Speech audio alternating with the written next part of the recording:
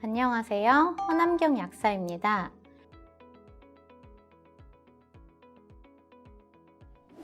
헬스케어 아카데미 이번 시간에는 개별적인 영양소의 이해, 세 번째 비타민 B에 대해서 알아보도록 하겠습니다. 비타민 B는 조금은 우리에게 어색한 비타민일 수도 있을 것 같은데요. 이번 시간 비타민 B의 중요성에 대해 알아보도록 하겠습니다. 비타민 B는 어떤 역할을 하는 영양소일까요? 비타민 B는 주로 탄수화물, 단백질, 지방의 대사에 필수적인 역할을 하게 됩니다. 또 호모시스테인의 축적을 억제하여 심혈관계 건강에 도움이 되고 신경전달 물질의 합성, 적혈구의 생성에 관여합니다. 지방산과 핵산의 합성에도 필요하고 간의 해독작용 및 알코올의 분해 과정에도 관여하는 등 다양한 역할을 합니다. 비타민 B군이 이처럼 다양한 역할을 하는 것은 체내에서 효소로 작용하기 때문입니다. 효소는 인체 내에서 일어나는 화학 반응을 촉진하는 역할을 하는 물질로 현재까지 약 3,000여 종의 효소가 발견되었습니다. 효소의 종류에는 소화를 담당하는 소화효소와 체내에서 다양한 대사에 필요한 대사효소, 즉 가수분해효소, 전이효소, 합성효소, 산화환원효소, 이성질화 효소 등으로 구분할 수 있습니다. 효소는 단백질로 구성되어 있는 향후효소로 전환되는 물질인 전효소와 보조인자로 구성되는데, 보조인자에는 효소를 돕는 역할을 하는 조효소와 금속이온이 있습니다. 비타민 B군은 주로 조효소로서의 역할을 하게 됩니다.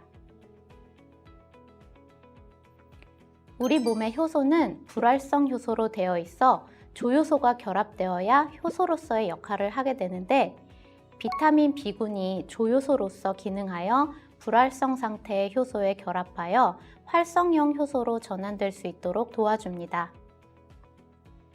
탄수화물과 지방, 단백질은 섭취했을 때 소화 효소에 의해 각각 포도당, 지방산과 글리세롤, 아미노산으로 분해되어 소화기관에서 흡수됩니다.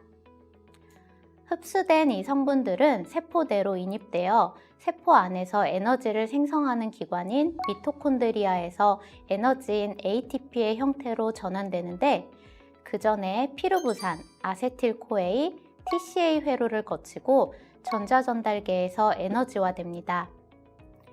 이렇게 에너지가 생성되기 위해 다양한 과정을 거치는데, 그 과정에서 비타민 B군이 꼭 필요한 것입니다. 비타민 B는 여러 종류가 있어서 비타민 B군이라고 부르기도 합니다. 비타민 B1은 티아민, B2는 리보플라빈, B3는 나이아신 혹은 니코틴산, B5는 판토텐산, B6는 피리독신이라고 부르기도 합니다. 그 외에 비오틴, 엽산, B12, 코말라민 등 8가지 비타민 B가 있습니다. 비타민 B군의 역할에 대해 알아보기 전에 산화환원 반응에 대해 알아보겠습니다. 산화환원 반응은 에너지 대사, 프리 라디칼의 생성 등 중요한 체내 메커니즘이기 때문에 중요합니다. 간단하게 어떤 물질이 전자를 잃거나 수소를 잃으면 산화된 것이고, 반대로 얻으면 환원된 것입니다. 그림에서 A 물질은 전자를 2개 가지고 있다가 하나를 B에 내주었기 때문에 A는 산화되었고 B는 환원된 것입니다. 앞에서 탄수화물, 단백질, 지방은 세포의 미토콘드리아에서 에너지로 전환된다고 말씀드렸는데, 그 과정을 조금 다른 방식으로 표현해 보겠습니다.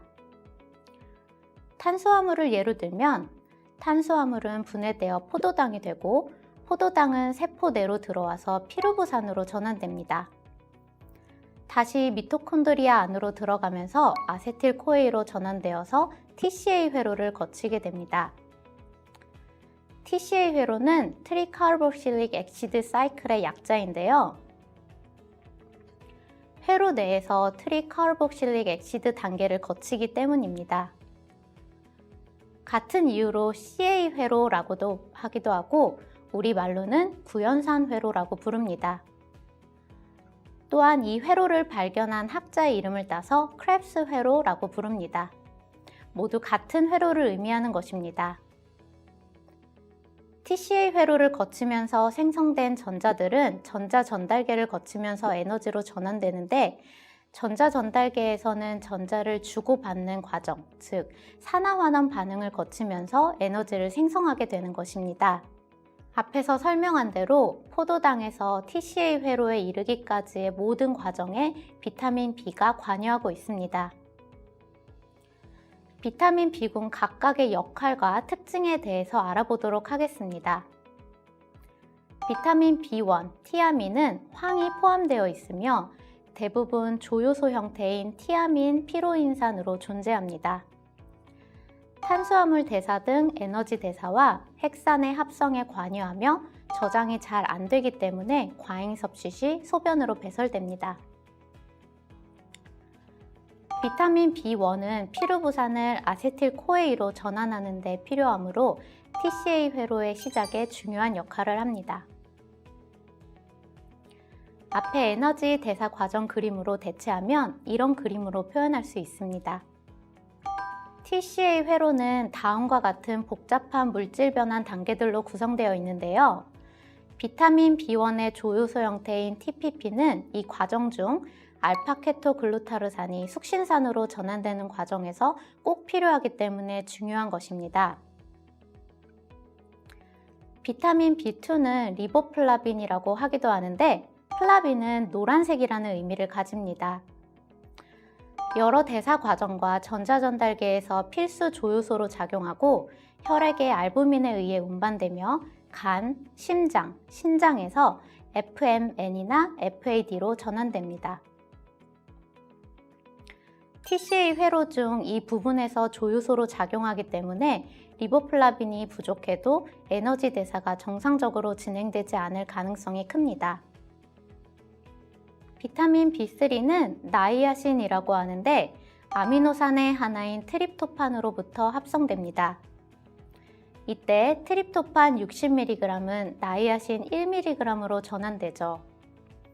이는 간에서 NAD, NADP로 변환되어 각 조직으로 이동하여 ATP 에너지 대사 등 다양한 물질 대사에 관여합니다. 이렇게 비타민 B3는 여러 대사 과정과 미토콘드리아의 전자전달계에서 필수 조효소로 작용하게 됩니다. TCA 회로에서도 다양한 물질 변환 과정에서 조효소로 작용하여 에너지 대사에 중요한 역할을 하게 되는 것입니다. 비타민 B5 판토텐산은 코엔자임 A의 구성 성분이고, 코에이는 에너지 대사에서 ATP 생성에 필수적인 중간 대사 산물입니다. 에너지 생성 과정에서 아세틸코에이가 생성될 때 코엔자임 A의 구성 원료가 됩니다. 비타민 B6는 피리독신, 피리독살, 피리독사민과 각각의 인산 결합체로 총 6종류가 존재합니다. 대부분 간에서 조효소 형태인 인산 피리독살로 작용하며 헤모글로빈 합성에 관여합니다. 비타민 B6의 조효소 형태인 인산 피리독살은 체내에서 다양한 반응에 관여하게 되는데, 당 신생 과정, 적혈구 형성, 나이아신 생성, 신경 전달 물질 합성, 면역 기능 등이 해당됩니다. 다음으로 비오틴입니다. 비오틴은 황을 함유하는 수용성 비타민으로 식품 내 유리형이나 단백질과 결합형으로 존재합니다. 비오시틴은 분해 효소에 의해 유리되어 비오틴으로 소장해서 흡수됩니다. 비오틴은 피부, 머리카락, 손발톱 건강에 도움이 되는 비타민으로 잘 알려져 있습니다. 엽산은 장 점막에서 5메틸 테트라 하이드로폴레이트로 전환되어 활성화됩니다. 또한 DNA와 RNA 합성에 관여하여 퓨린과 피리미딘 같은 핵산의 합성에 필수적인 역할을 합니다. 호모시스테인을 메티오닌으로 변환하여 심혈관 건강에 도움을 주고 헤모글로빈 합성에 관여, 즉 적혈구를 생성하며 태아 신경관 성장인 세포 분열에 중요한 역할을 담당합니다. 엽산은 세포 분열 과정에서 꼭 필요하기 때문에 부족하면 조산, 저체중, 성장 지연이 나타날 수 있습니다. 결핍 시에는 신경관 결손이 발생하는데 대표적인 증상은 뇌 형성이 안 되는 문해증과 척추가 정상적으로 분화되지 않은 경우 이분 척추가 나타날 수 있습니다. 그래서 임신 초기에 충분한 보충이 필요하고 성인 여성의 권장량은 250이지만 가임기 여성은 400, 임신기에는 600을 권장합니다. 마지막으로 비타민 B12 코발라민은 동물성 식품에만 함유되어 있고 고리 중앙에 미네랄인 코발트가 결합하고 있습니다. 엽산과 함께 호모시스테인을 메티오닌으로 전환시키며 정상적인 적혈구 형성에 필수적인 역할을 합니다. 그 외에 신경섬유의 수초 합성 및 유지, DNA 합성에 필요한 핵산 합성에 관여합니다. 비타민 B는 심혈관계 건강에도 중요합니다.